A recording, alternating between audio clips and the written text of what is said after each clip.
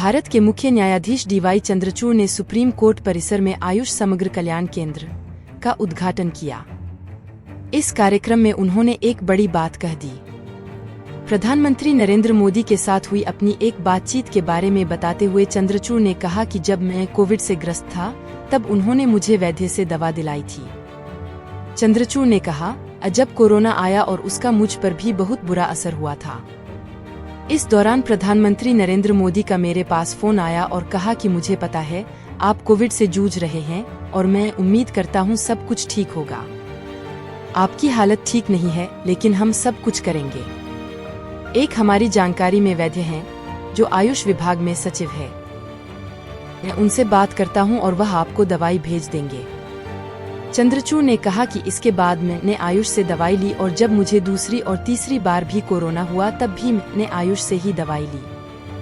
उन्होंने साफ कहा कि मैंने एलोपैथी दवाएं कोरोना के दौरान बिल्कुल भी नहीं ली थी।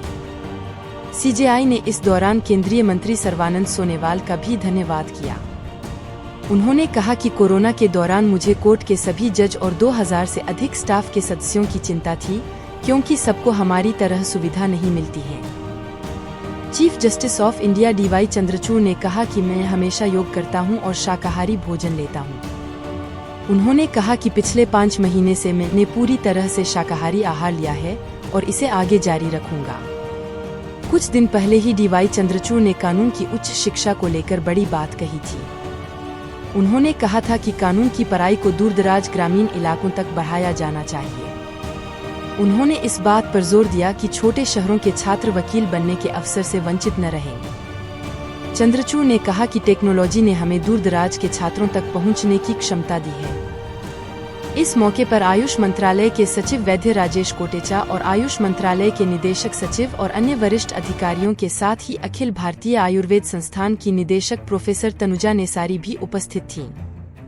सुप्रीम कोर्ट में आयुष कल्याण केंद्र आयुष मंत्रालय के तहत अखिल भारतीय आयुर्वेद संस्थान AIIA के सहयोग से यह भारत के सुप्रीम कोर्ट की एक पहल है। ने सफदरजंग, IIT आदि जैसे कई स्थानों पर अपने केंद्रों का विस्तार किया है। उसी तरह न्यायपालिका, न्यायाधीशों और सर्वोच्च न्यायालय के अन्य कर्मचारियों के लिए एक और समग्र और एकीकृत कल्याण केंद्र खोला जा रहा है।